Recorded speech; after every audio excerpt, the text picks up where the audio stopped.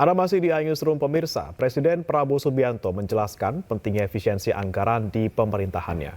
Efisiensi digunakan untuk salah satunya kebutuhan program makan bergizi gratis. Biayanya double. Jadi dengan azas penghematan akhirnya dijadikan satu. Kita ternyata negara yang kaya. Negara yang kaya. Terima kasih menteri-menteri saya kerjasama. Kita telah menghemat uang cukup besar. Dan memang mau direkayasa bahwa dengan penghematan ini gaji dipotong, inilah itulah, ya biasa perlawanan, nggak apa-apa. Kita mau adakan perbaikan, ya biasanya dilawan oleh mereka-mereka yang tidak suka kebaikan. Tapi kita akan berhasil karena kita berada di pihak yang benar. Badan Gizi Nasional bisa begini cepat di luar dugaan orang. Biasa ada yang nyinyir, ya kan? Mana bisa kasih makan?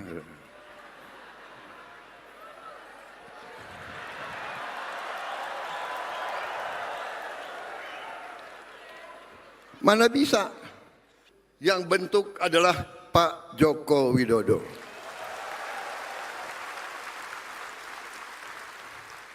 Beliau yang bentuk. Sehingga kita sudah kerja sebelum Oktober. Dan kita Januari kita sudah gelar. Saya diberitahu bahwa berapa hari ini sudah sampai 770.000 anak. Dan akhir bulan Februari sudah sampai 1 juta. Dan seterusnya. Diharapkan akhir Juli sudah sampai 6 juta minimal. Saudara-saudara sekalian, bapak-bapak, ibu-ibu sekalian, tidak ada presiden Republik Indonesia yang punya tongkat Nabi Musa, tidak ada. Yang punya tongkat Nabi Musa, tidak ada. Negara kita sangat besar. Sudah kita mulai bergelar sekian ratus, sekian, masih ada yang komentar. Iya, tapi belum banyak. Sorry ya.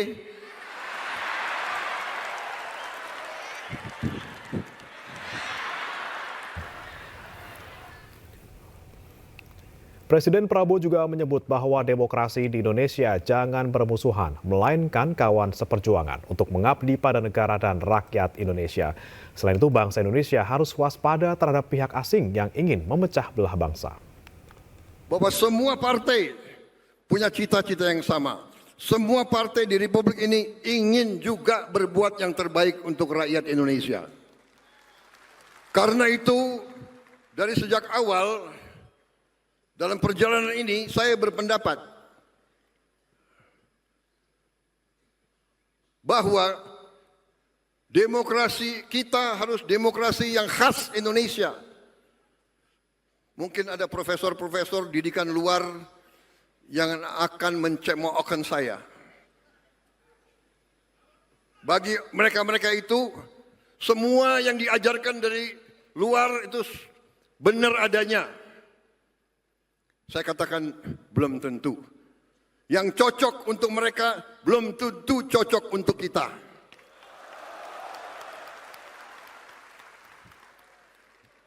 Ada negara yang menganggap demokrasi itu kita harus bermusuhan. Demokrasi kita tidak boleh kita bermusuhan dengan lawan-lawan politik kita. Saya kira keliru kalau kita pakai istilah lawan politik. Tidak ada lawan politik. Yang ada adalah kawan seperjuangan. Dan kita bersaing tapi untuk ujungnya mengabdi, berbakti kepada negara, bangsa dan rakyat Indonesia.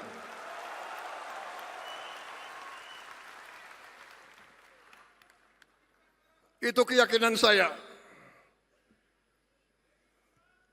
Dan ini saya kira sudah dibenarkan oleh perjalanan sejarah dunia.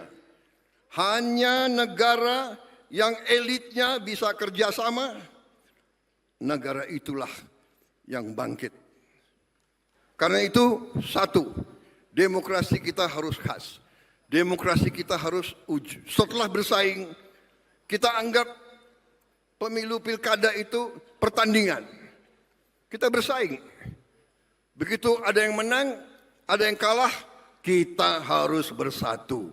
Kita harus kerjasama. Bersatu tidak berarti semua masuk pemerintahan. Tidak. Kalau perlu iya. Kalau perlu, kalau tidak juga nggak apa-apa. Dalam arti mereka yang tidak masuk pemerintah, kita tetap anggap sebagai patriot-patriot bangsa Indonesia.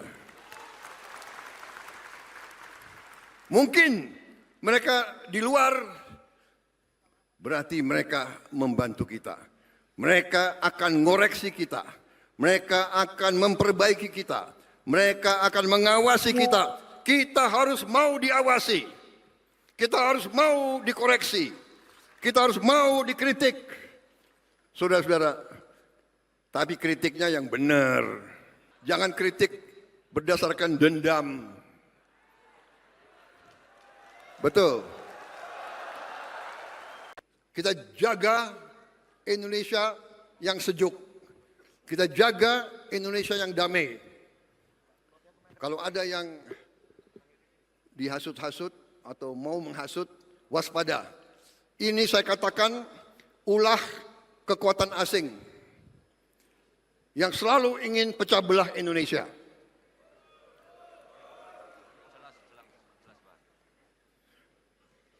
Nanti terkuak LSM yang sebenarnya pemiliknya adalah orang asing.